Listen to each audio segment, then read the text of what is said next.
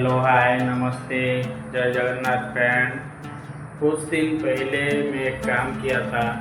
एक मशीन था जो कि उसको मैनुअली में काम करना पड़ता था। मैनुअल में ये दिक्कत था कि एक आदमी को वहाँ पे ज़रूरत पड़ता था हमेशा। अगर वो मशीन 4 घंटा या 6 घंटा जितना भी टाइम काम करेगा उतना टाइम एक आदमी को वहीं पे ज़रूरत पड़ता था। तो उसको हमने ऑटो में कन्वर्ट किए हैं सेंसर लगा के।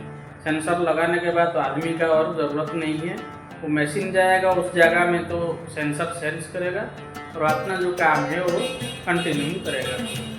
इसके लिए मेरे को एक इनाम मिला है गिफ्ट। तो गिफ्ट को मैं आपको दिखाता हूँ। चलिए आपको दिखाता हूँ गिफ्ट क्या मिला है। अभी अनबॉक्सिंग करते हैं क्या है इसके अंदर।